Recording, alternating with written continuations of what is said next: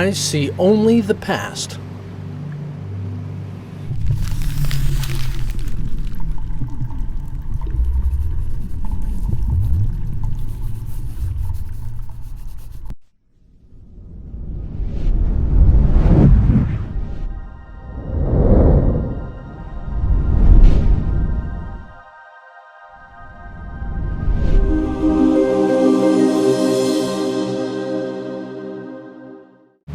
As stated in this course, it can be pretty intense to understand what this is all referring to.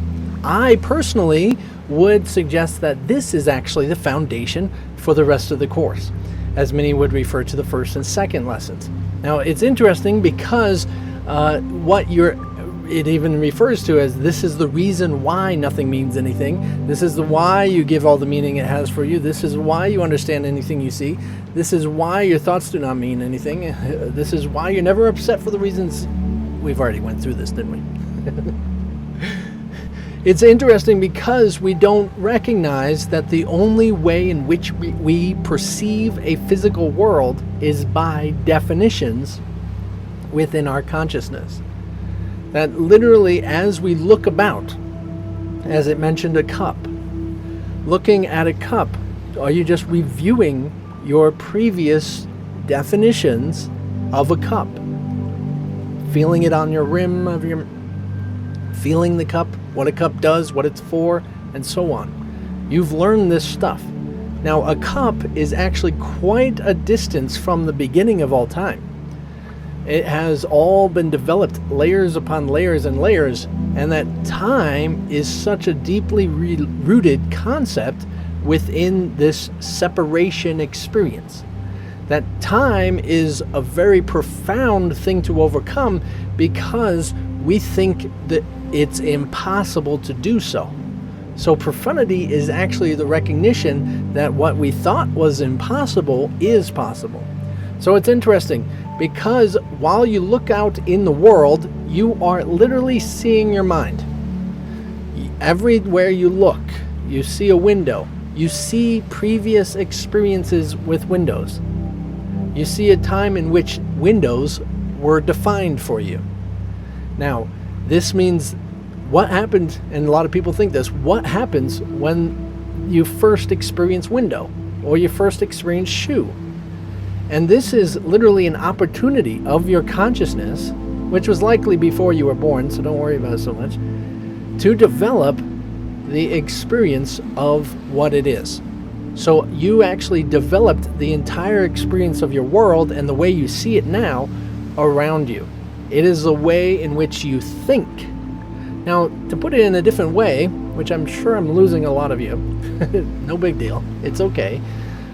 We feel our sensory perceptions. We see our sensory perceptions. We hear them. We experience the world through our sensory perceptions, regardless of how many you have. The definition is actually in your mind. So the mind processes the sensory perceptions. Now, you think you're feeling a table, but you're really just feeling energy. You're feeling the spiritual universe. And your mind has defined it, that particular types of frequencies, location, and everything, to be a table. It's not actually a table. It's not actually a cup. So you're actually distorting reality by your obsession with what you believe is real. So you're looking at the world with your obsession of what you believe is real. So this course is about getting past the obsessions of your mind and what you insist is real. This is not about finding some other dogma to add to the beliefs that you already have. No. This is actually about coming back to where you understood the world before you were born. How you experienced reality before you made it into a world. So it's pretty intense. And absolutely beautiful.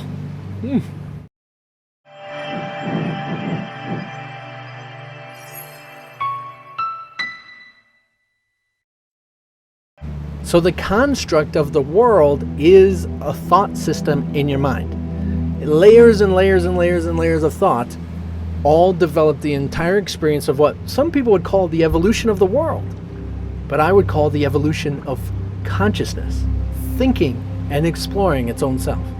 So as you're looking about, you're looking at definitions. You're looking at your mind. You're looking at previous decisions of what you wanted to believe as your reality.